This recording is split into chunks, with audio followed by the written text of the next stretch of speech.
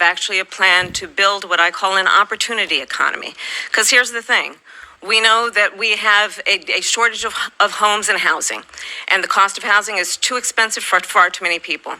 We know that young families need support to raise their children, and I intend on extending a tax cut for those families of $6,000, which is the largest child tax credit that we have given in a long time, so that those young families can afford to buy a crib, buy a car seat, buy clothes for their children. My passion, one of them, is small businesses. My mother raised my sister and me, but there was a woman who helped raise us. We call her our second mother. She was a small business owner. I love our small businesses. My plan is to give a $50,000 tax deduction to start up small businesses, knowing they are part of the backbone of America's economy. My opponent, on the other hand, his plan is to do what he has done before, which is to provide a tax cut for billionaires and big corporations, which will result in $5 trillion to America's deficit. My opponent has a plan that I call the Trump's sales tax, which would be a 20% tax on everyday goods that you rely on to get through the month.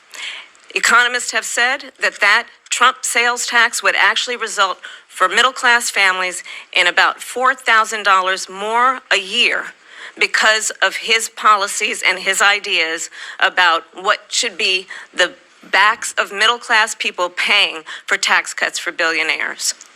President Trump, I'll give you 2 minutes. First of all, I have no sales tax. That's an incorrect statement. She knows that. We're doing tariffs on other countries. Other countries are going to finally, after 75 years, pay us back for all that we've done for the world. And the tariff will be substantial in some cases. I took in billions and billions of dollars, as you know, from China. In fact, they never took the tariff off because there was so much money they can't. It would totally destroy everything that they've set out to do. They're taking in billions of dollars from China and other places. They've left the tariffs on. When I had it, I had tariffs, and yet I had no inflation. Look, we've had a terrible economy because inflation which is really known as a country buster. It breaks up countries. We have inflation like very few people have ever seen before, probably the worst in our nation's history. We were at 21%, but that's being generous because many things are 50, 60, 70, and 80% higher than they were just a few years ago. This has been a disaster for people, for the middle class, but for every class.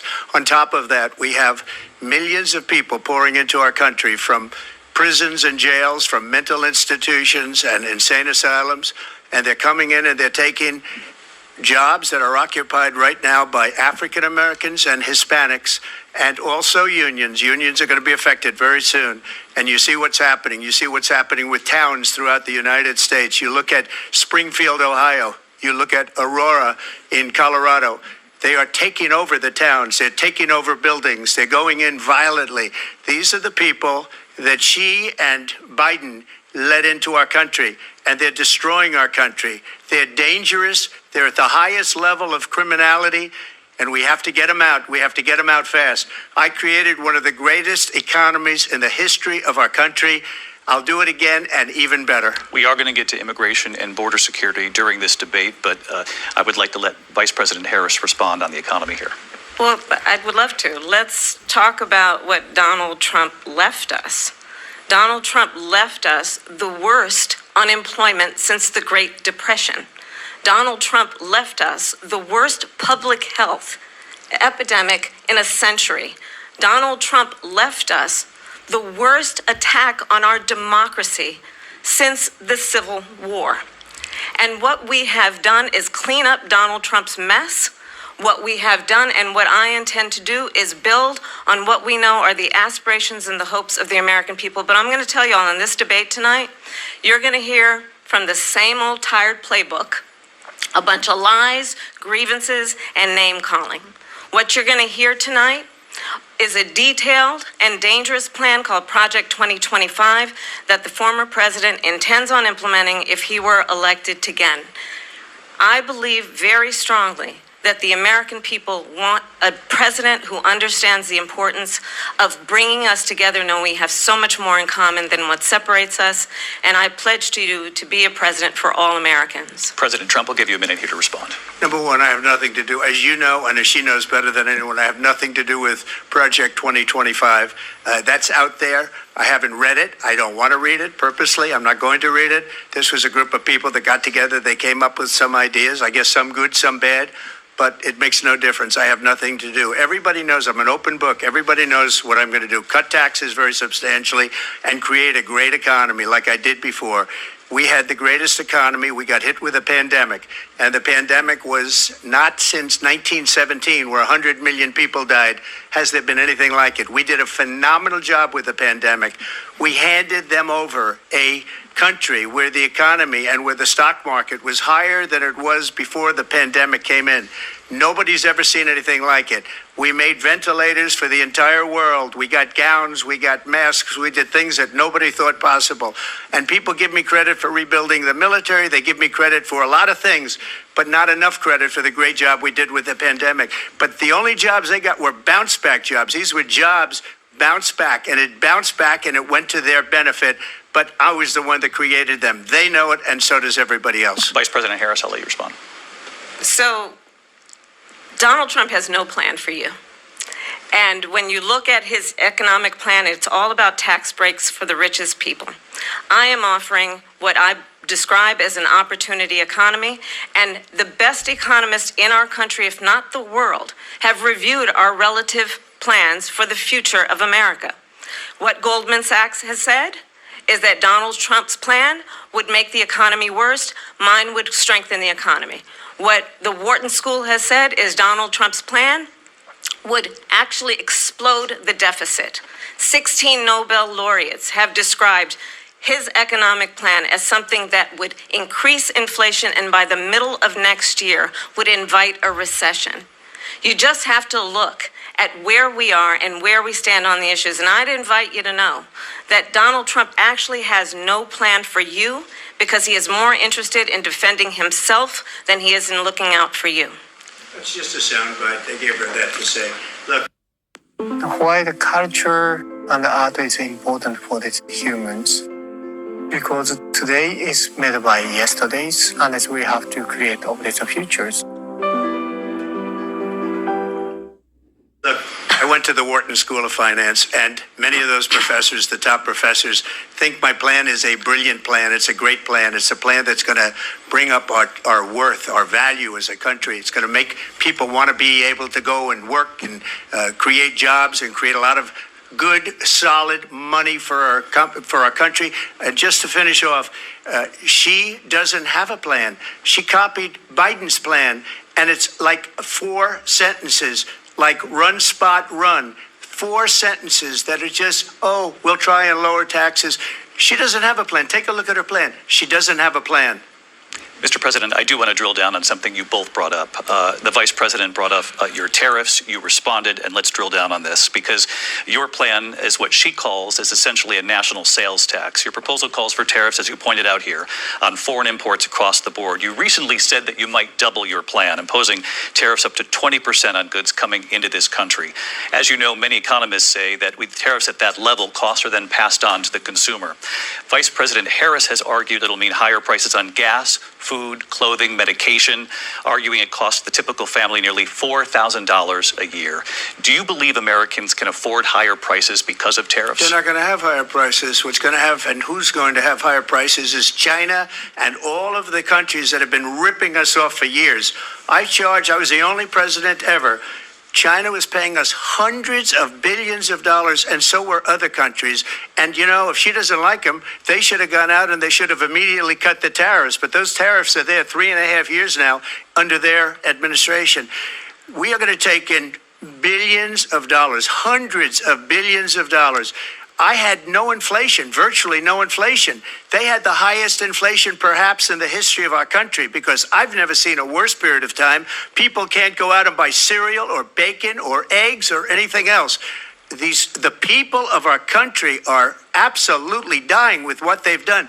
They've destroyed the economy. And all you have to do is look at a poll. The polls say 80 and 85 and even 90% that the Trump economy was great, that their economy was terrible. Vice President Harris, I do want to ask for your response, and you heard what the president said there, because the Biden administration did keep a number of the Trump tariffs in place. So how do you respond? Well, let's be clear that the Trump administration resulted in a trade deficit, one of the highest we've ever seen in the history of America.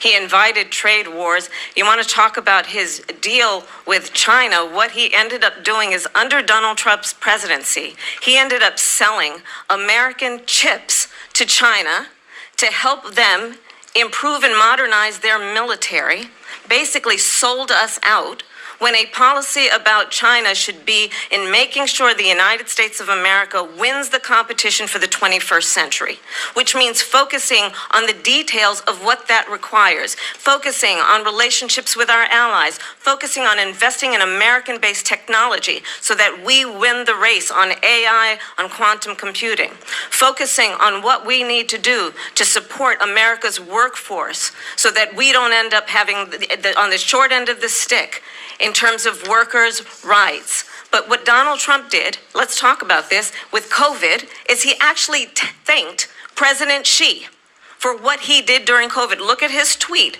"Thank you, President Xi," exclamation point, when we know that Xi was responsible for lacking and not giving us transparency about the origins of COVID.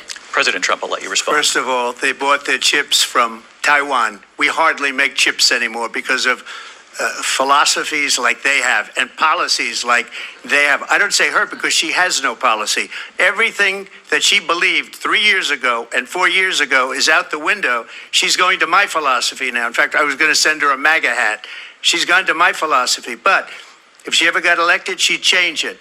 And it will be the end of our country. She's a Marxist. Everybody knows she's a Marxist. Her father's a Marxist professor in economics, and he taught her well. But when you look at what she's done to our country, and when you look at these millions and millions of people that are pouring into our country monthly, where it's, I believe, 21 million people, not the 15 that people say, and I think it's a lot higher than the 21. That's bigger than New York State pouring in. And just look at what they're doing to our country. They're criminals. Many of these people coming in are criminals.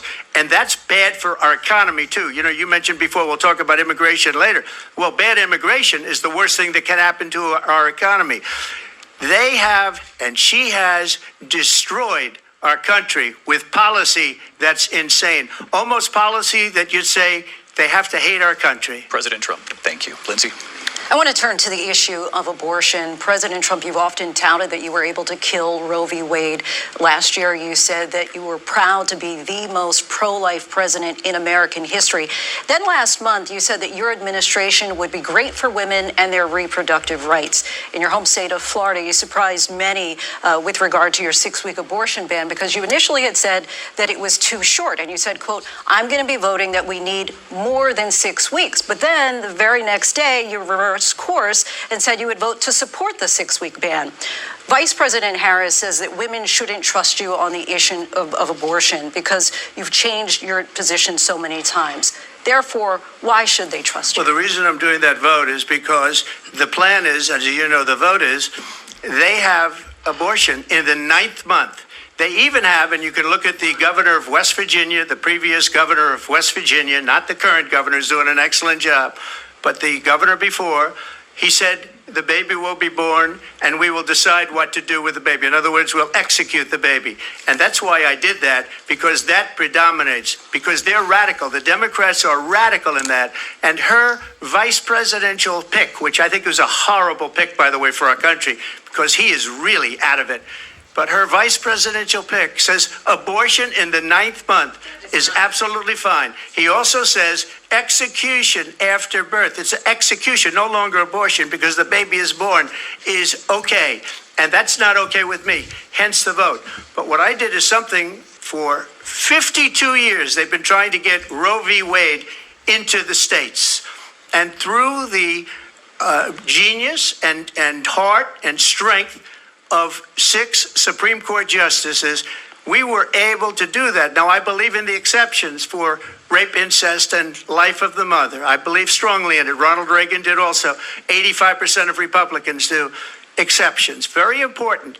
But we were able to get it, and now states are voting on it. And for the first time, you're going to see, look, this is an issue that's torn our country apart for 52 years.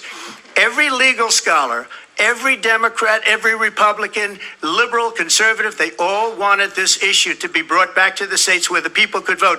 And that's what happened. Now, Ohio, the vote was somewhat liberal. Kansas, the vote was somewhat liberal, much more liberal than people would have thought.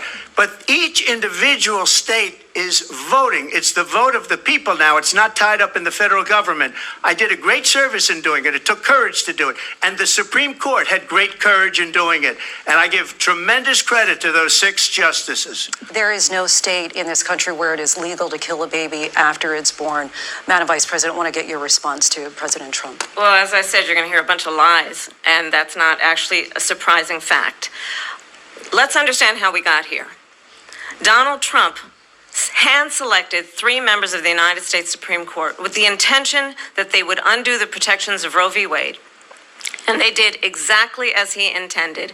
And now in over 20 states, there are Trump abortion bans, which make it criminal for a doctor or nurse to provide health care. In one state, it provides prison for life.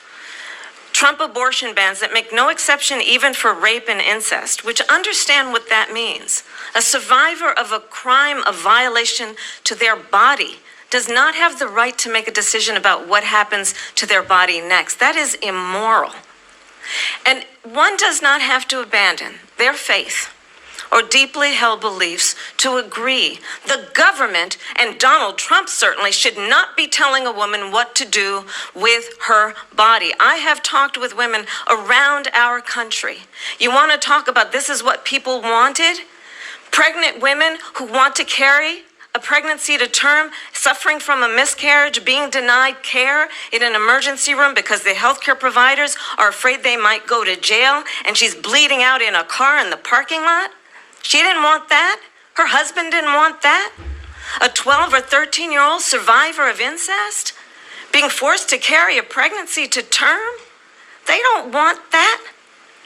And I pledge to you, when Congress passes a bill to put back in place the protections of Roe v. Wade, as President of the United States, I will proudly sign it into law. But understand, if Donald Trump were to be reelected, he will sign a national abortion ban. Understand, in his Project 2025, there would be a national abortion, a monitor that would be monitoring your pregnancies, your miscarriages.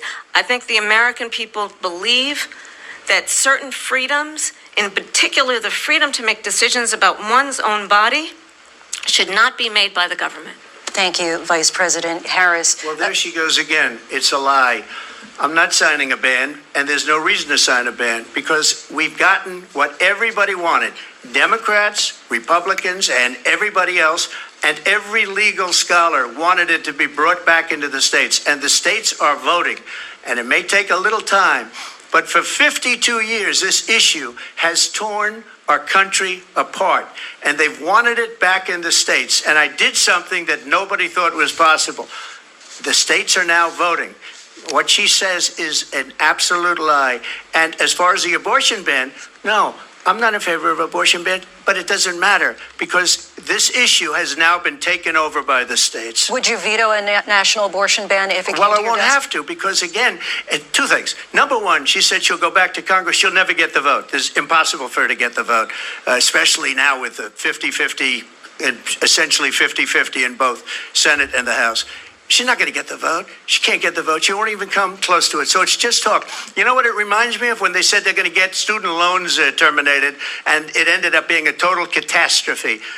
The student loans, and then I think probably her boss, if you call him a boss, he spends all his time on the beach. But look, her boss went out and said, we'll do it again. We'll do it a different way. And he went out, got rejected again by the Supreme Court. So all these students got taunted with this whole thing about this whole idea, and how unfair that would have been. Part of the reason they lost to the millions and millions of people that had to pay off their student loans, they didn't get it for free. But they were saying it's the same way that they talked about that they talk about abortion. But if I could just get a yes or no, because your running mate, J.D. Vance, has said that you would veto it if it did come to your desk. Well, I didn't discuss it with J.D. In all fairness, J.D., and I don't mind if he has a certain view, but I think he was speaking for me, but I really didn't. Look, we don't have to discuss it because she'd never be able to get it, just like she couldn't get student loans. They couldn't get student loans. They didn't even come close to getting student loans.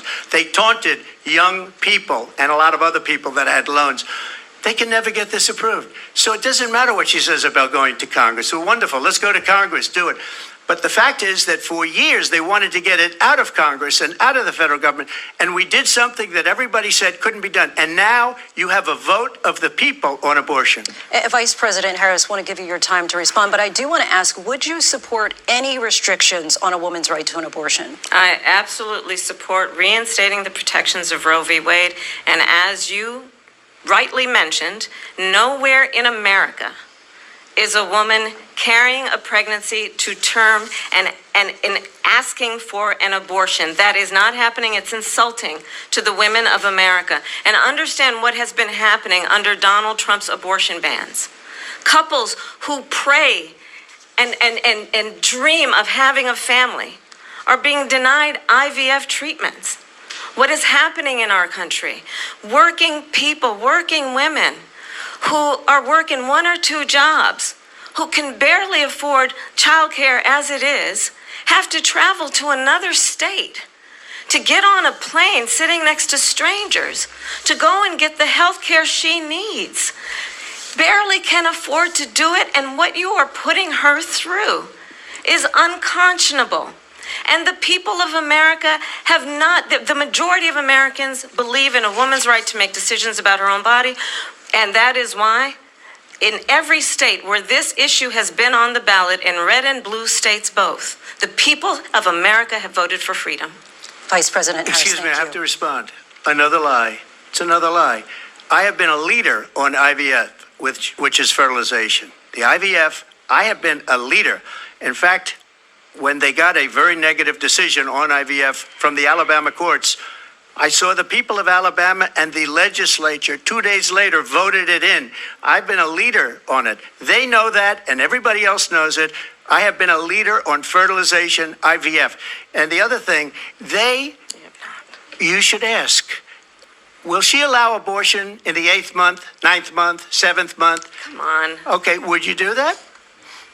Why don't you ask her that question? Why don't you answer the question? Would you because veto? Under Roe v. Wade, answer the question. Would you veto? You could do abortions in the 7th month, the 8th month, the 9th That's month, not true. and probably after birth. Just look at the former governor of Virginia. The governor of Virginia said we put the baby aside and then we determine what we want to do with the baby. President Trump, thank you. We're going to turn now to immigration and border security. We know it's an issue that's important to Republicans, Democrats, voters across the board in this country. Vice President Harris, you were tasked by President Biden with getting to the root causes of migration from Central America. We know that illegal border crossings reached a record high in the Biden administration. This past June, President Biden imposed tough new asylum restrictions. We know the numbers since then have dropped significantly. But my question to you tonight is, why did the administration wait until 6 months before the election to act? And would you have done anything differently from President Biden on this?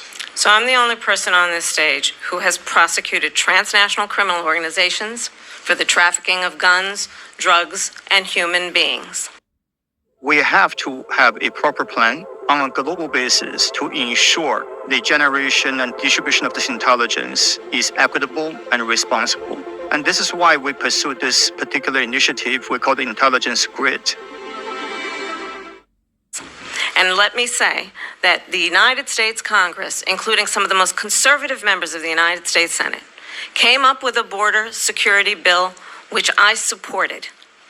And that bill would have put 1,500 more border agents on the border to help those folks who are working there right now overtime, trying to do their job. It would have allowed us to stem the flow of fentanyl coming into the United States. I know there are so many families watching tonight who have been personally affected by the surge of fentanyl in our country. That bill would have put more resources to allow us to prosecute transnational criminal organizations for trafficking in guns, drugs, and human beings. But you know what happened to that bill?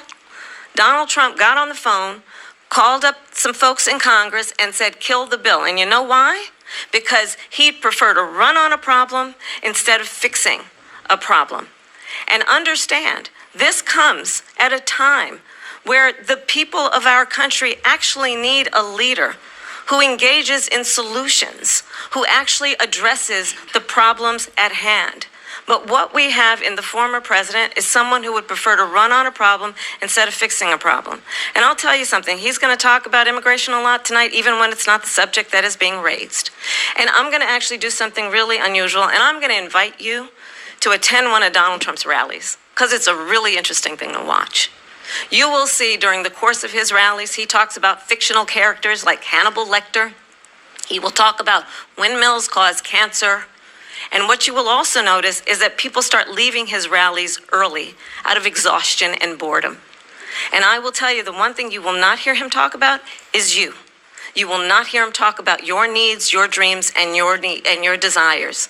And I'll tell you, I believe you deserve a president who actually puts you first, and I pledge to you that I will. Vice President Harris, thank you. President Trump, on that point, I want to get your response. Well, I would like to respond. Let me just ask, though, why did you try to kill that bill, and successfully so? That would have put thousands of additional agents and officers on the border. First, let me respond as to